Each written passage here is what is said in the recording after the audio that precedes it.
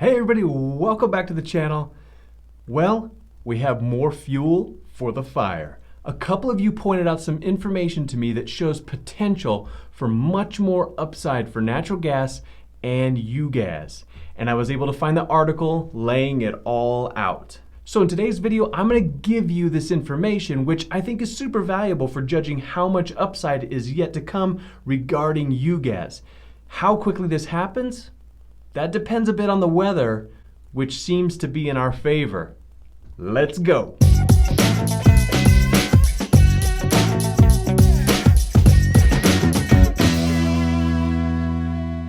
So first off, I want to mention that NOAA has released information saying the weather for the US should be cooler than normal for the next 6 to 10 and 8 to 14 days, which is very bullish for natural gas to move higher. There are no tropical cyclones noted over the next 48 hours, and the natural gas inventory estimates, get this, are expected to show 53 billion cubic feet draw, according to fxempire.com. This would be the first withdrawal of the season. So I want to take a quick time out to thank everyone who subscribed yesterday. The channel had so much growth, and I want to encourage anyone new to the channel today to go ahead and hit that subscribe button, try the channel out for a week, leave me a comment. I'd love to hear from you.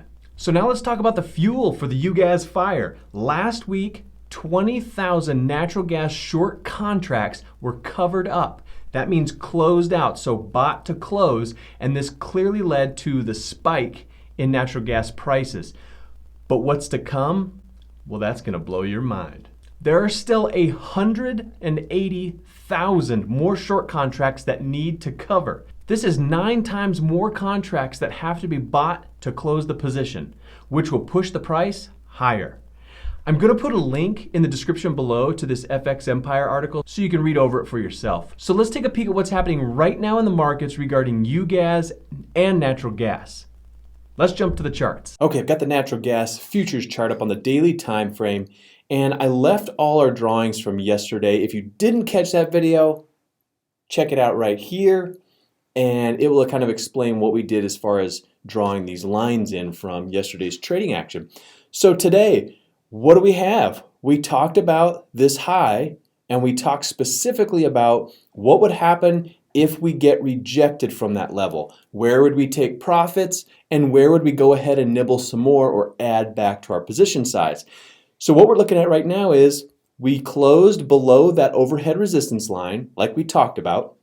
So we did get that rejection, and now today you can see we're being further rejected. We tried to break again, we didn't get it, and we started to pull back. I think what's possibly going on is we're getting a slight sell-off ahead of the natural gas report that'll be out 1 hour after the open of the market tomorrow, Thursday. So they're predicting that there should be a withdrawal of 53 billion cubic feet tomorrow on that report.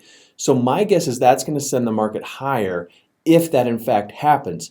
So we may not see the pullback all the way down to this support level we talked about, and that support level being the top of the gap and this 200 daily simple moving average moving through here. So what we've got right here is a gentle pullback with the possibility of running higher on the natural gas futures chart. And if we flip over and look at UGAZ real quick to see what it has going on, we drew some lines yesterday as well here. Remember, we had that strange kind of doji day, and we're using that, the high of yesterday, as kind of the top. So we're getting rejected there as well.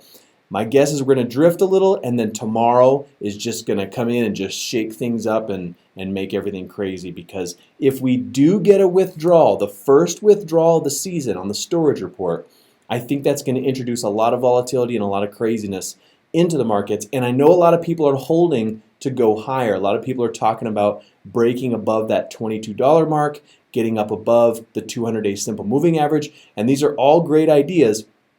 It's just between that point and now is this gentle unknown pullback with an unknown report coming out. Because if we don't get a withdrawal, say we're surprised, now that everyone's kind of expecting to possibly get a withdrawal, if we get injection, if we get more storage that's revealed tomorrow, then this could definitely fill this entire gap underneath the 4th of November all the way back down to this level of 17 2046. So we had the top out here, the high of 2066, kind of acting as our topper, and then the gap is below this close, which I consider right around $19.31.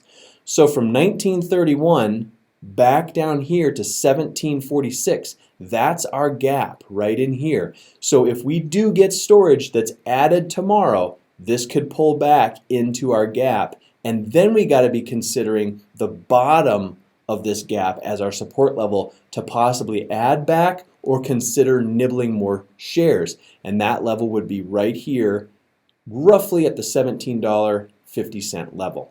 So now for all you bears out there, I've got the DGAZ chart up on the same daily time frame, and I just want to zoom out. We haven't actually looked at DGAZ before, and I had somebody comment and say, hey, dive into DGAZ too, just talk about it a little bit. So let's do that. So what you can see is, DGAZ is the inverse ETN of UGAZ, and if I zoom in here, you can see that we've got this support level right in here. Now, this is the exact inverse opposite if we flip it upside down as UGAZ. We had this low on UGAZ was that high we were looking at.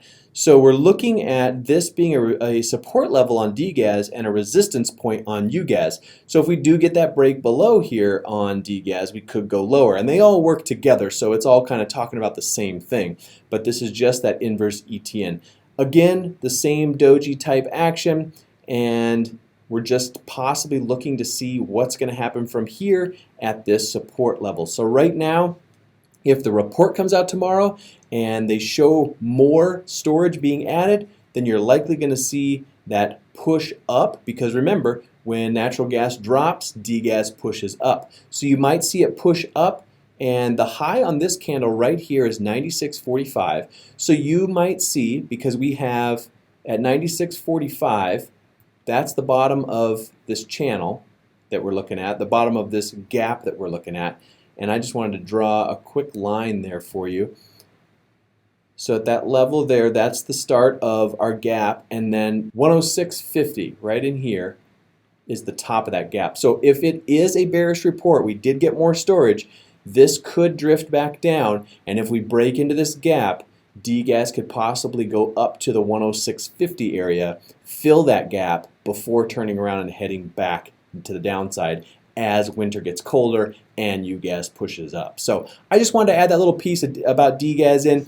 I want to start talking about DGAZ and UGAZ each day and not ignore DGAZ. I think DGAZ felt a little left out, so I apologize for that. So moving forward, we'll talk about DGAZ a little bit more. So back over to natural gas for a quick second. So as far as a plan goes right now for the rest of today and tomorrow, I'm going to be taking a little bit of profit is what I would do, in my opinion. Again, do your own due diligence. Don't take my opinions and thoughts as fact and don't act on them directly. Just use them as information to help your trading.